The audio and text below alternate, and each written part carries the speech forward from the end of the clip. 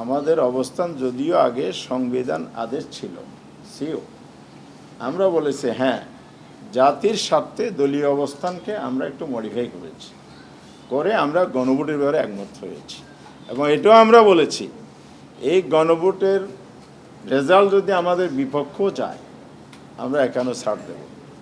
জাতির রায়, জনগণের রায়কে আমরা মেনে নেব। আমার পক্ষে বিপক্ষে এটা বড় কথা নয়, আমার জনগণ কি চায়, জনগণের অভিপ্রায়ের সরকার, জনমতটাই, জনগণের রায়টা হলো সর্বোচ্চ আইন। আপনি কনস্টিটিউশনে অ্যামেন্ডমেন্ট হয়ে কিন্তু পার্লামেন্টেই পুরোপুরি কার্যকর করতে পারে না। প্রেসিডেন্ট হয়ে কিনা আবার গণভোট জারি, মৌলিক ক্ষেত্রে এটা হলো কাঠামোর ক্ষেত্রে, বেসিক স্ট্রাকচার কিন্তু গণভোটে যেতে হয়। এই জন্য আমরা বলেছি যে আইনি ভিত্তি রচনার জন্য যদি গণভোটে যায় তাহলে এটা হবে সবচেয়ে পাওয়ারফুল একটা আইনি ভিত্তি, সেটা কখনো চ্যালেঞ্জ হতে গেলেও টিকবে না এবং পার্লামেন্টও এটাকে অ্যাভয়েড করতে পারবে না, যেমনটি 91-এ পারে নাই।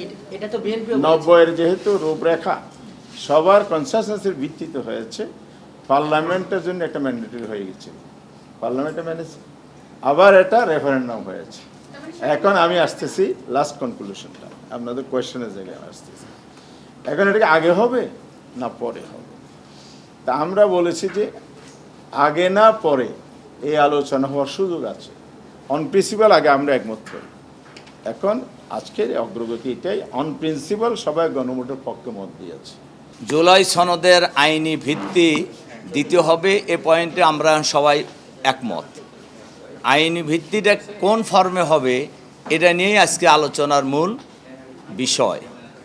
তা আমাদের বক্তব্য তো আমরা আগেও বলেছি, আজকেও আমাদের বক্তব্যে আমরা স্পষ্টই বলেছি এবং বলা যায় আমরা সব দলই বিরাট কাছাকাছি এসে গেছি যে জুলাই সনদের আইনি ভিত্তি দিতে হবে এবং এটা গণভোটে দিতে হবে। এইটার কিন্তু এক জায়গায় এসে একটু দ্বিমত কারুর আছে, তবে আমাদের ধারণায় পয়েন্টও আমরা সবাই একমত হয়ে যাব যে জুলাই সনদের আইনি ভিত্তি দেওয়ার ক্ষেত্রে কনস্টিটিউশন অর্ডার যেটা আমরা আগেও বলেছি এর ভিত্তিতেই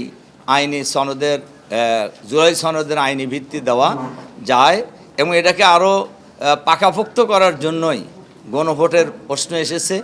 আমরা গণভোটের ব্যাপারেও আমরা বলা যায় অধিকাংশ দলই আমরা একমত হয়ে গেছি যে গণভোটও হবে।